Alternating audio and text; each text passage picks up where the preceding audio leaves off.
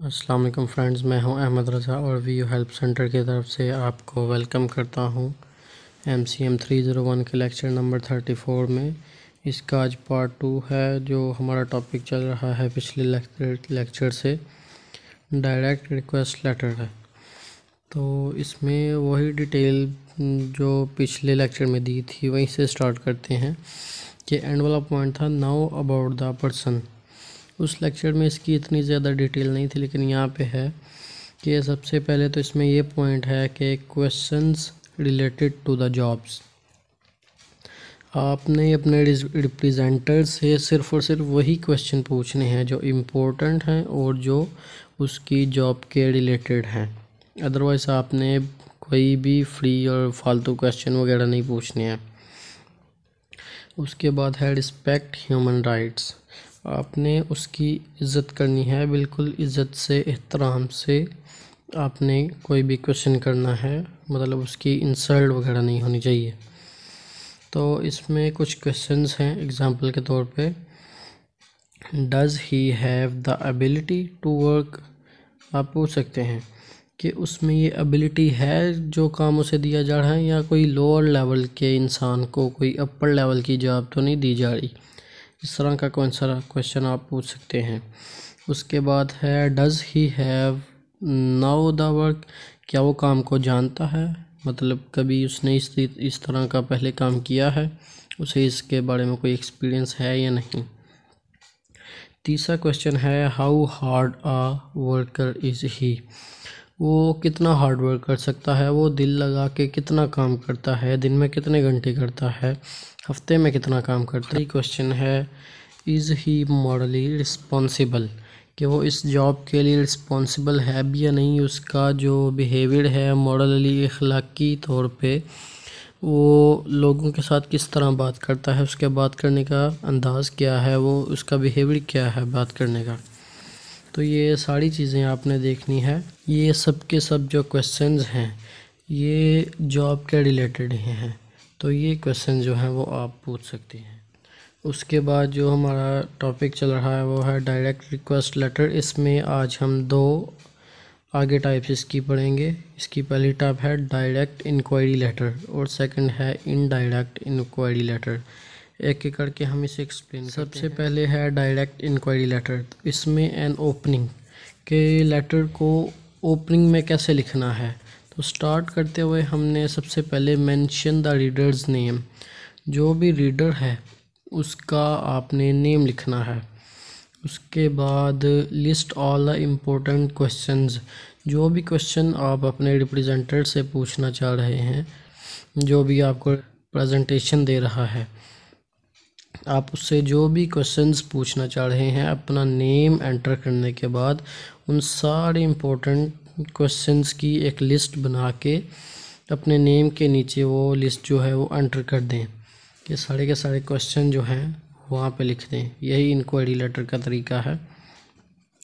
उसके बाद इसकी बॉडी में जो है आप brief discussion of your questions and duties. आपने जितने भी क्वेश्चंस लिखे हैं बॉडी में आके आपने सारे के सारे जो हैं वो एक्सप्लेन करने हैं और उसकी ड्यूटीज़ के बारे में क्वेश्चन करने हैं। और एंड पे है closing time of returning file. And पे आपने जो भी आपका टाइम है, जितने दिनों में आपको ये फ़ाइल वापस चाहिए, मतलब जैसे होता है कि last date submission for this letter, इसी तरह की आपने कोई भी लाइन लिख देनी है कि हमने इस डेट को ये फ़ाइल हमें वापस चाहिए। तो ये था डायरेक्ट इंक्वायरी लेटर।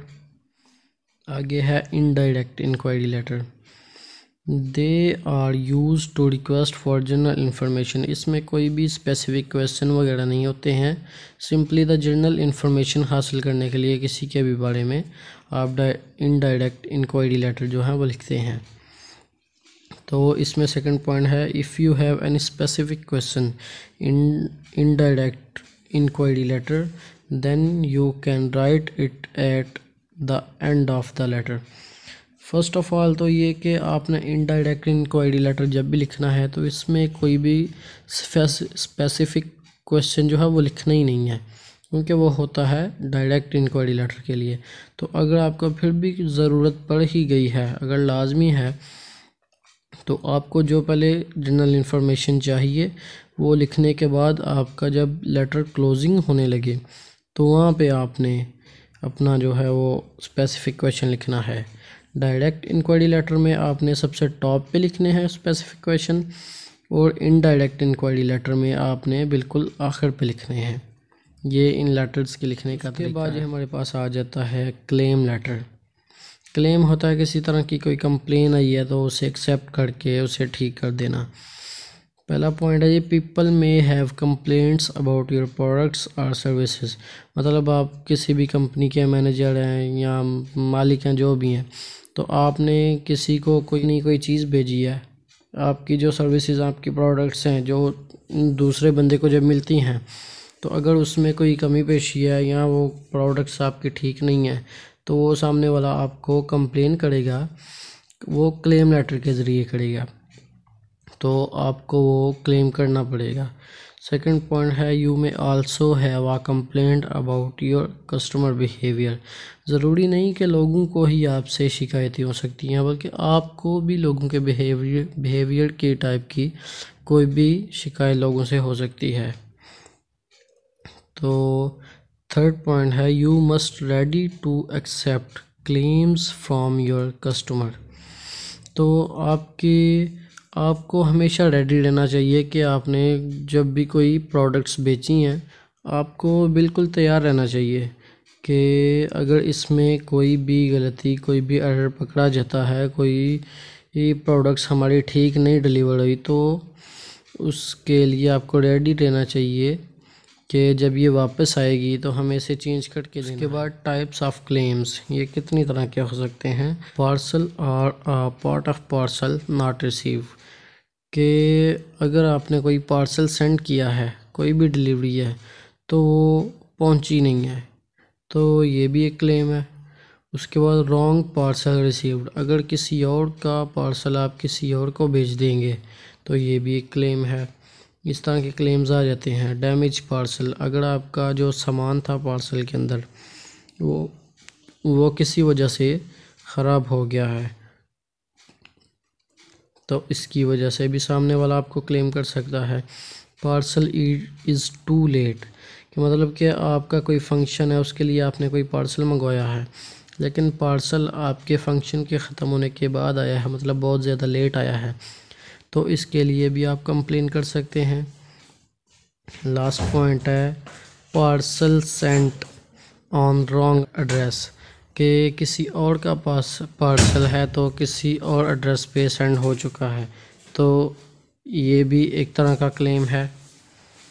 तो हायर मैनेजमेंट जो होती है, जो बड़ी मल्टीनेशनल कंपनीज़ हैं, तो अगर उनको क्लेम्स ना मिले तो वो तो मुश्किल में आ जाती हैं। शायद हमसे कोई गलती हो रही है जो लोग हमें फ़ीडबैक नहीं दे रहे हैं, तो जब उनको फ़ीडबैक मिलता है, इस तरह के क्लेम्स मिलते हैं, तो वो खुशी से अपना काम करते हैं कि हमारी जो गलतियां हैं वो ठीक हो रही हैं, हमारी कंपनी को आगे जाने का मौका मिल रहा है।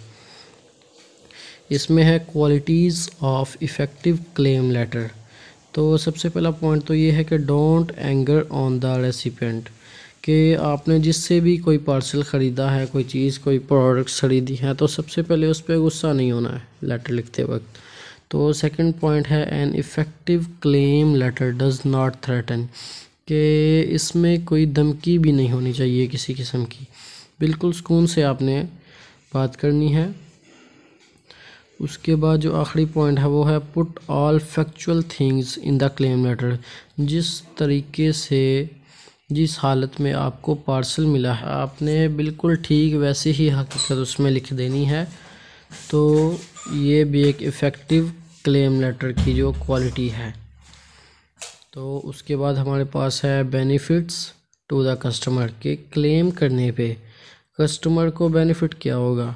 सबसे पहला तो ये कि रिप्लेसमेंट्स ऑफ प्रोडक्ट, आप प्रोडक्ट को रिप्लेसमेंट कर सकते हैं।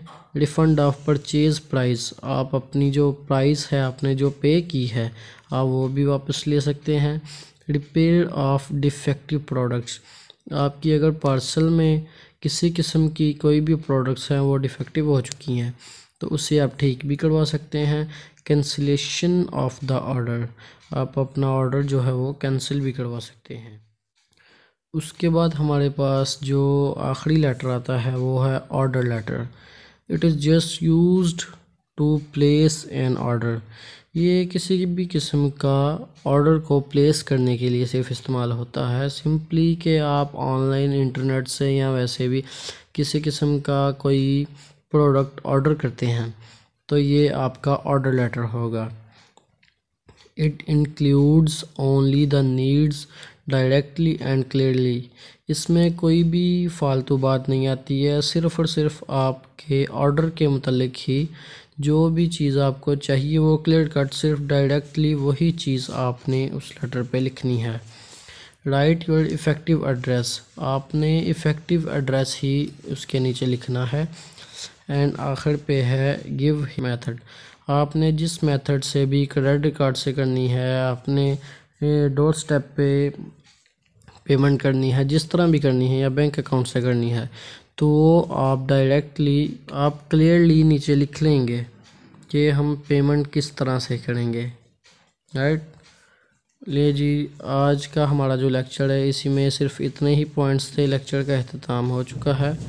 अगर आपको ये वीडियो अच्छी लगे तो इसे लाइक कीजिए, सब्सक्राइब कीजिए और अपना ख्याल रखिए। अल्लाह हाफ़िज़।